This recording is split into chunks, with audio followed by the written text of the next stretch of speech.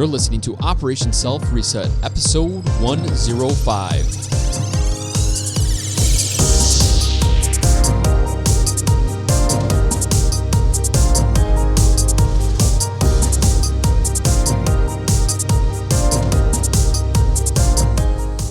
What is going on, Operation Self Reset? I am Jake Naraki. I am here to help you personally change. For it to reset, you must reset.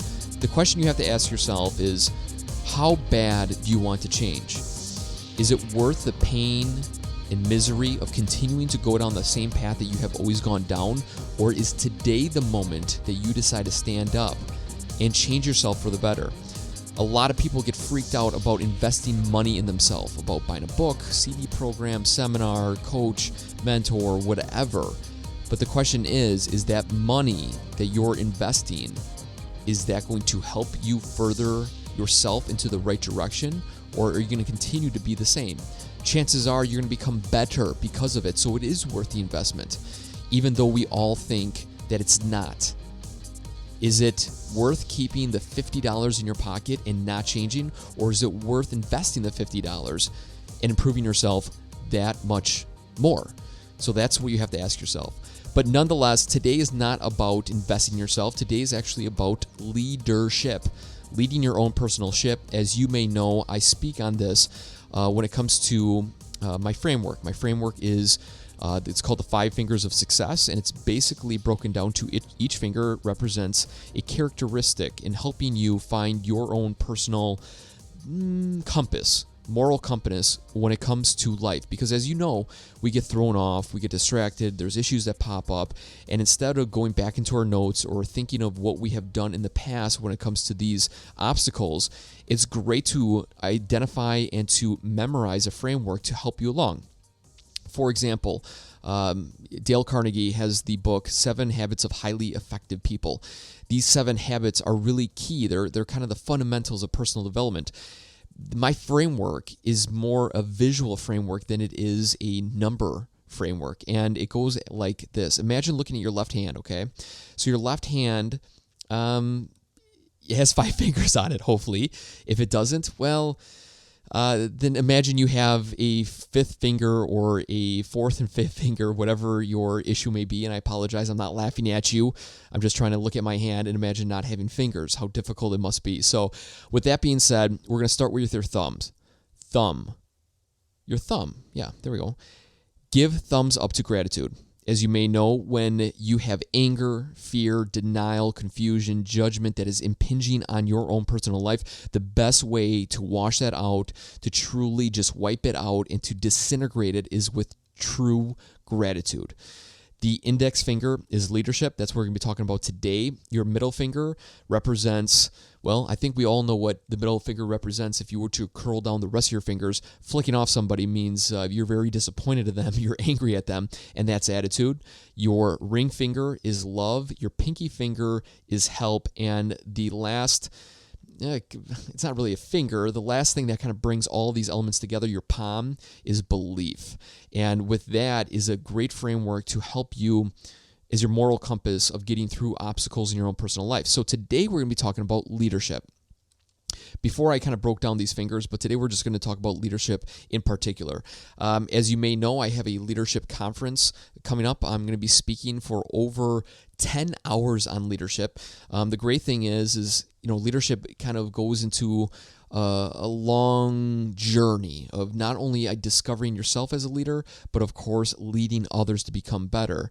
So when you look at your left hand and you pull out your index finger, and instead of pointing at other people on what to do or how they should do things, you need to point at yourself first, right? I mean, to truly become the best leader that we can be, you and I need to become great leaders. Now, how do we do that? Well, the number one thing is taking responsibility of your actions in life. Your events in your life lead to results, which lead to the outcomes. And the reason why I say 100% responsibility is because the number one issue that everybody has when it comes to making plans, thinking of a vision, creating a vision board, new story for themselves, is that they don't take responsibility of where they are right now. We like to blame the economy, the weather, friends, family, my education, the way I was raised, what I have or don't have, the mental issues that may be impinging on me becoming better. We usually point at other people or other things when things don't go well in our own personal life. The only way to get better at that is to take 100% responsibility. 100%. For some odd reason, I'm really getting tongue twisted tonight, so I apologize. And I'm not going to edit this because that's one of my theories, is that I'm not going to edit these podcasts. This is 100% raw. This is Jake Naraki in the basement, Milwaukee, Wisconsin, 9 o'clock at night, trying to give you the best content possible, so I'm not going to edit this stuff, so just bear with me. I apologize for the inconvenience of getting twisted up. But where was I?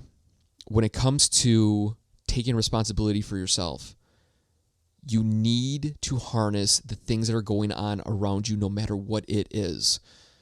Focus on why you did not follow through on something. Focus in why something fell through as opposed to succeeding. And don't look for exterior scapegoats. Look for yourself. Look within. What is it? Why is it I did not fulfill that promise? One thing personally that I have done time and time again, especially when it came to, when I had coaches and mentors in my life, I would always blame the reason why I didn't get assignments done, the reason why I didn't take time to do the things that were needed is because I said that my work schedule is so messed up, I don't have a routine. And I kept on using that as my scapegoat time and time again. Yes, I work for the fire department. I work 24-hour shifts. I'm up all night, so it's challenging to come home the next day and to do these assignments when I need to sleep and recover and do, daily chore things, housework, cleaning, cooking, just keeping up on things. And obviously with 2 young kids, another scapegoat right there. Instead, I would really just blame it on that. I would just blame it on, my routine's all messed up. I don't have the ability to set aside an hour a day and focus in from like 10 to 11. And it wasn't until somebody pulled that out of me, realizing you need to stop saying that. You need to stop using your job and the lack of sleep as an excuse in your life. Once you figure that out, once you realize that, I guarantee you're going to find results. And you know what? Since then, of course, it still sneaks into my brain of, I don't have the time, my work schedule, I don't have the routine. But when I think of that quote, though, when I think of that idea of when that individual told me that I need to stop blaming it on that, it was really, really impactful. It really, really hit me to the core. And you need to find that one thing that really sticks to you. Why is it that you're not taking 100% responsibility? Usually it is only a couple of items. It's not 20 different things or anything like that. It's usually the reoccurring theme time and time again. And one way to discover it, if you're thinking to yourself, Jake, man, I don't have any issues. I'm awesome. It's everybody else that's affecting me, not me. Well, then you need to start to journal. And I'm not talking about journal as in a positive journal, like today was a beautiful, lovely day with my wife, and we went skipping through the garden, and I found a toad that was limping, and I straightened out the leg with 2 toothpicks, and it healed, and I let it go. You need to start journaling. You need to start journaling the bad side of things along with the good. So how do you do that? You just take a sheet of paper. On one side is good, one side is bad. Now, what do I mean by bad? Journal the issues that arose today, the reason why you weren't able to do the things that you needed to do. What were the feelings? What were the emotions? What was the headaches or the mental games that were going on playing within your mind? And once you start doing that a couple of days at a time, weeks go by, review that, and I guarantee it, you're going to find reoccurring themes of lack of time, reoccurring themes of I don't have the right materials or the right devices in my life to help me. It's not that stuff. It's truly from within. So try that. If you don't know where you're lacking, try a good journal and a bad journal, and I guarantee it, in that bad journal part, things are going to pop out at you. But nonetheless, taking 100% responsibility in your life is truly key to becoming a great leader. Maybe I cut that off a little too soon, but nonetheless. So let's dive into the meat of leadership. And I think there's a lot of different avenues we could go. And because for my presentation, I'm going to be talking to college students. There's some things that I'm not going to share with you today, and I don't think we have enough time to talk about what exactly I'm going to go over in my presentation. But I want to share with you something I kind of came upon recently from John Maxwell. And John Maxwell, if you don't know him, he is an iconic speaker on leadership. He has over 50 books, I think, on leadership. He's kind of the go-to resource when it comes to leadership. So if you are looking to expand your leadership knowledge, I'd highly recommend checking out John Maxwell and seeing what books are offered, what books resonate with you. In his presentations, he speaks on these 5 different levels of leadership, and I want to share that with you today. So let's talk about the 5 levels and why are they so important. Well, number 1, because when we become leaders in our organization, in our community, as a parent, we kind of get stamped these different leadership roles. And with every person, it's different. So when you come home from work, obviously you're playing the leadership of a parent. When you go to work, you're being the supervisor or leadership of a group of individuals. If you are working at a nonprofit, maybe you're taking charge of the kitchen for that day. So you're taking a leadership role of organizing the chaos in the kitchen. So I think these 5 stages are really going to help people get a little more clear vision of why maybe you're having a heartache of gathering good people around you, why you're not maybe getting the respect that you thought you would have. And hopefully this will open your eyes on what you need to do to get yourself to the next level with each individual person. So the first level that John talks about is the bottom level. And it's called the positional level. Now, before I begin here for a second, I want to let you know that a lot of things that I speak about in this podcast come from other people. I am not usually the creator 100% of this material. I do like to cite at least majority of the people that I get these ideas from. Of course, I kind of collaborate and grab ideas from people and mesh them with my own theories and thoughts and kind of turn them into Jakeified statements. But for this is truly kind of verbatim with John Maxwell in his 5 levels of leadership. So the first level, positional level. Positional level is basically you start with a job title. You went to work, you did a good job, they need you to kind of step it up a little bit, they give you a raise, they give you a job title. And that also could resonate with being a parent. When you have your child, you are automatically given that position of a leader, aka a parent. Now, the thing is that when you're at that positional level, these individuals have to follow you, right? They're kind of forced to follow you. So no matter if it's your child or if it's the people in your organization, when you do have that label of a supervisor or a lieutenant or a captain or I don't even know other leadership titles, but nonetheless, these people kind of have to follow you no matter what. The plus is this is the position where you start to define your own personal leadership style. You start to identify the things that you want to become and the things that you want to take out. And usually the way that we get these ideas, and this is coming from me truly, is by the people that have led us in the past. All of us have had really good leaders, and all of us have had really, really bad leaders. Most of the time, we choose to go and replicate the things that we learn from the great leader, because the things that we learn from the horrible leader are the things that probably propelled us to become a leader in the first place. So this is your time when you first get that stamp of approval, whatever degree it may be, of a leadership role. This is your time to figure out who you want to become, why you want to become it, and how are you going to implement it into your leadership style. So that's the plus. The negative side is that people are going to give you little effort. They're going to give you little energy. They're not going to give you their full ability. And lastly, they're not going to give you their full amount of time. So if you ask somebody in your organization to do something because now you have that status symbol, these individuals aren't going to give you their heart and soul as if it was somebody that had huge respect or somebody that's been around the block a while. So that's the challenge with being in a positional leadership role, the bottom level, when they give you that stamp of approval.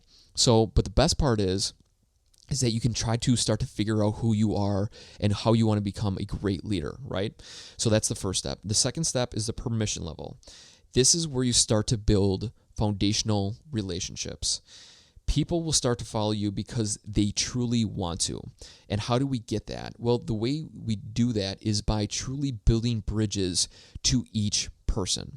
And how do we do that, Jake? Well, you do that by taking them aside, bringing them into your office, sitting down with them face to face, and just understanding who they are, who's in their family, what their hobbies are, what do they like to do on the weekends, what are things that really tick them off, what are things that they really excel at, just to start to understand them. It's almost like a awkward new friendship that you kind of are forced into. It's going on a blind date, sitting down at dinner, and knowing you can't leave if you hate that person across from you. So you kind of have to play along, and you start to pick at these people, and you just don't ask them 21 questions and go, where are you from? Who's your mom? What do they do? All that stuff. It's truly a genuine relationship. And how do we build these genuine relationships? Is by genuinely being interested in these other individuals. Ask them what are the things that they're working on? How can you help them? What are the things that they struggle with? What are their strengths? What are their weaknesses? And give them scenarios of who you are. Open your doors. If they're a very close individual, truly crack the safe by telling stories of your mistakes, your misfortunes, of how you messed up and how you're not perfect. Once people see humility within yourself, they're going to open up that much more. That was all from me. That wasn't from John. Just to let you know. And also another plus here in the permission level, the second level, is that because even though you're a supervisor, they're going to start to like you. And once they start to like you, they're going to follow you. So it's truly just building these relationships and getting the momentum going into becoming a better leader. And along with, going back to level number 1, understanding of what leadership style you want to start doing, coordinate that with level number 2, building these relationships. Now people are starting to follow you. You're going to start to understand the person you are and the leader that you're going to become.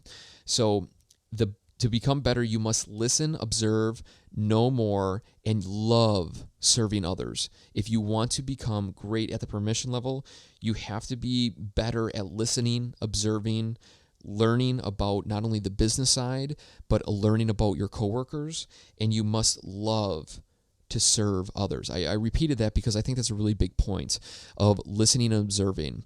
A lot of leaders that people hate are the ones that just jump in and start pushing people around, telling them how to do things, what to do, when to do it, and becoming the slave driver of cracking the whip and saying, hey, we have to do this because of A, B, C, and D. So I think that's a really huge takeaway that you need to understand when it comes to getting better within the 5 levels of leadership. The third level is producing results, aka bringing home the bacon for the company. Getting results and allowing your team to work at something and succeed at something, whatever it may be. So the question is,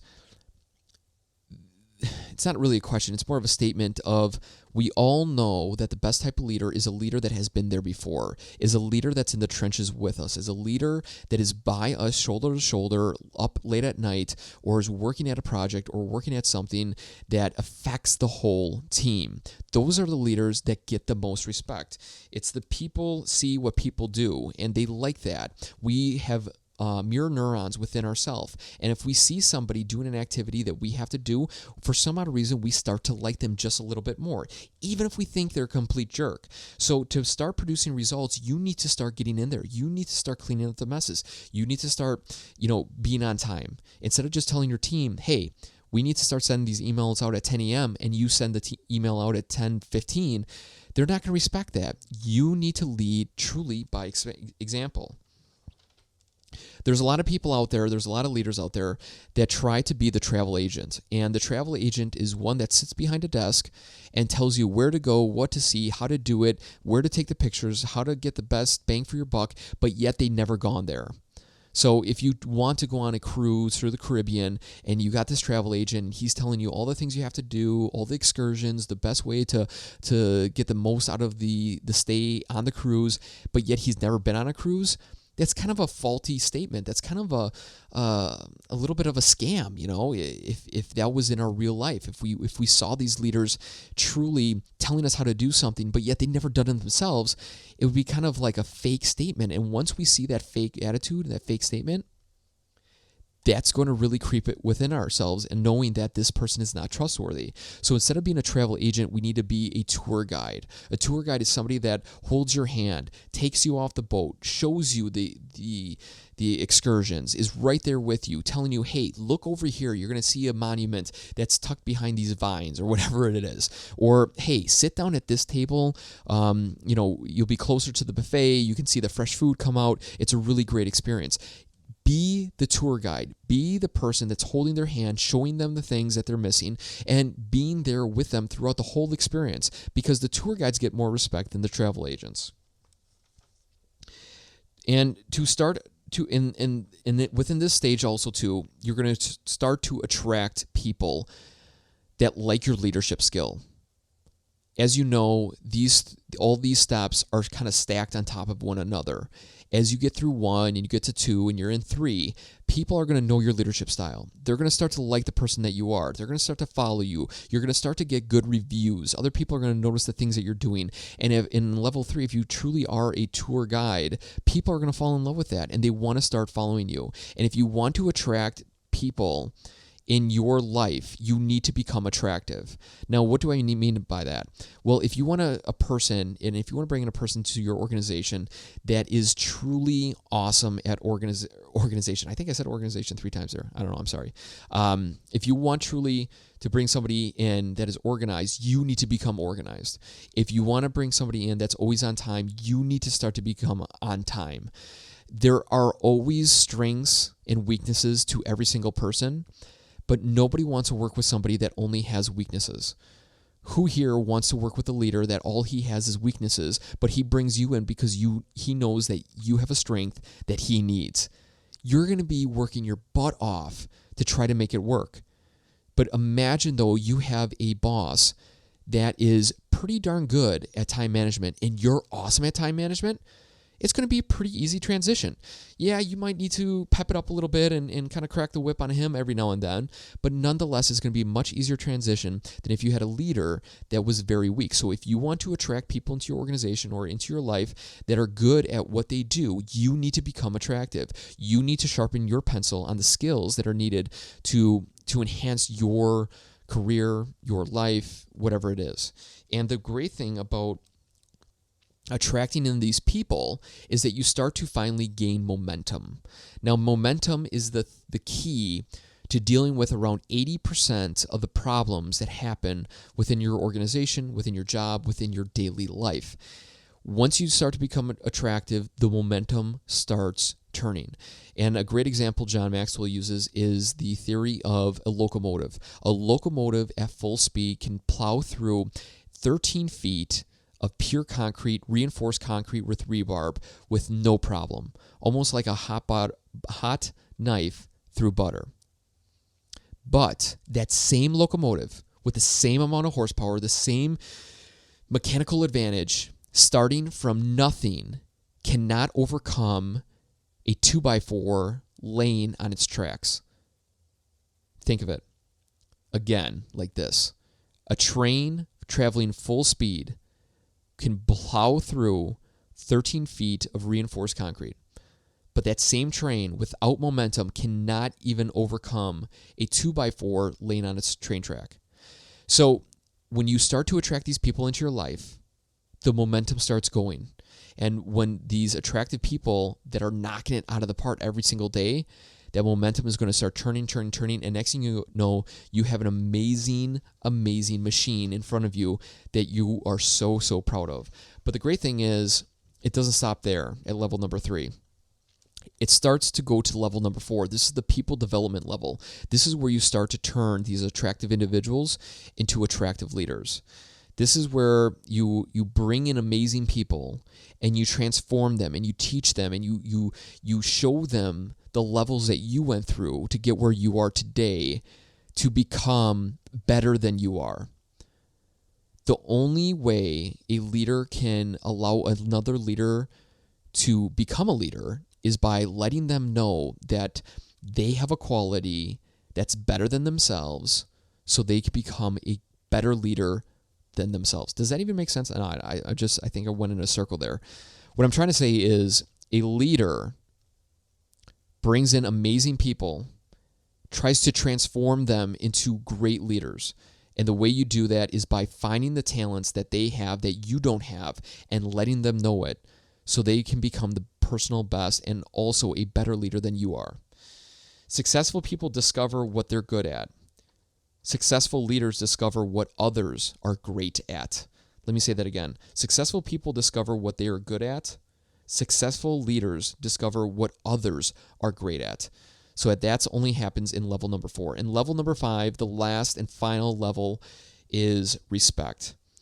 Basically, you've been doing it so long, people love you, people want to be by you, and they'll do whatever it takes to work with you. The only way to get to level number 5 is by doing levels 1 through 4 over a long period of time of getting the results, producing great leaders, finding your leadership style, being attractive, and gaining that momentum. Only then can you finally have that respect. So the key here is these 5 levels. Let's review them one more time. Level number 1, positional level. Somebody just gave you a position with an organization and stamped you with a title. The second is permission level. The third is produce results. The fourth is people development, creating leaders. The fifth is respect. Now, the key here is if you go into an organization or you become a parent for the first time, you're on level 1 with your infant and you're in level 1 with your coworkers. As time continues and that group of coworkers you grow with, you're going to start to go through the levels 1, 2, 3, 4, and hopefully you end up at 5. But the thing is, if a new coworker, a new person that comes into your organization that you did not attract, that is just there for some other reason, you start with that person on level number 1. And then you have to go to 2, 3, 4, and 5. That is the only way to become a great leader and to resonate with every single person. And the same applies to having a second child. When that second child comes and they become old enough to kind of chit-chat and ask questions, you're going to be going through the same levels and the same questions and the same answers that you went through with your first child because they're testing you. They're testing to see how good of a leader you are in their own personal life. So when I saw this, it was really, really profound. It was a good baseline. It was a good idea of sharing this with you because I think these 5 levels are pretty interesting. And I think that all of us in some regard are leaders. And if you're not a leader, I suggest you find it within yourself that you are, first off, because you are doing something that people are watching you. And you need to find your leadership style and become the best leader you can. So it was just a really interesting facet when it came to leadership, and I wanted to share that with you. I apologize for the rambling and the mix-ups. I am really thirsty right now. I don't have any water in front of me. It's late at night. I'm super exhausted, and I think that's why I'm talking in circles here. But nonetheless, hopefully this resonates with you. And like I always say in numerous podcasts, each episode is not going to be that, oh my gosh, that was simply amazing, Jake. Thank you, thank you, thank you. Each podcast is geared for somebody out there. I don't know who it is. It may resonate with you right now. It may not. But there will come a time when you are put into a leadership role and you can think to yourself, hey, I think that Jake from Operation Self Reset, he talked about leadership. And I want to review that again. So that is why I do small tidbits like this. So nonetheless, that's it for today. Again, I still have one opening for private coaching. If you're interested in that, I will give you more details verbally through my cell phone. I'll text you or call you. Feel free to reach out to me, 414-550-4012. Again, coaching is a relationship. So even if you want to work with me, that's not saying that I will allow you to work with me, because I need somebody that is on the same wavelength, that gets what I'm throwing down, that understands the concepts and the criteria, what it takes to get to that next level. So if that suits you, if you like what I'm speaking about, if you think I resonate with you, feel free to reach out to me, 414-550-4012. And that is it. That's all I have for you guys. I truly love you all. I wish you nothing but the best. For you to change, you must start. That is it. Take massive action on one area of your life. There's so many areas we could talk about. Just try to choose one right now.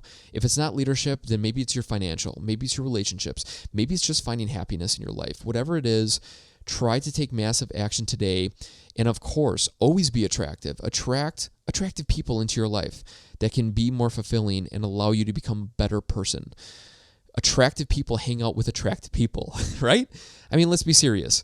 If you see a good-looking group of men or women, they're probably hanging around with like-minded individuals. The same with people that are low self-esteem or have anxiety issues. They're probably hanging around with those type of people too. And I'm not trying to say that, to be successful, you have to look good and feel good and everything like that. I'm just saying that we coordinate and we hang out with the average of the 5 people around us. We usually hang out with those types of people. So if you want to get yourself to the next level, a free coaching tip right here is to become attractive, is to start to level up your game, start to model people around you, model people that are doing things that you want to do in your life, and you can truly become attractive and become that person that reaches the next level. So again, if you have any questions or comments, feel free to reach me, 414-550-4012. And also to, if you would please help me out by reaching 200 reviews on iTunes. Just head over to iTunes and click on Operation Self Reset. On that page, you will see a little icon for leave a review. I want to reach 200. Help me please reach that goal. It'd be greatly appreciated. A lot of you have been reaching out to me and asking, what can I do, Jake, to help? And I don't have any money, but I would give you whatever I can. I don't want money. I'm not doing this because I want to get paid. I'm doing this because I know people need this information. All I could ask of you to do is to leave a simple review. That would be greatly appreciated. I want to reach 200 reviews, and please help me in that journey. I choose and I try to help you on your journey every single day. So let me know where you want to go, and I will try to help you in return. So again, give me a call, 414-550-4012. If you think that's weird and awkward, then send me an email, jake@operationselfreset.com. And that's it. Good luck to you. We will talk to you next week, Wednesday, for another great episode of Operation Self Reset.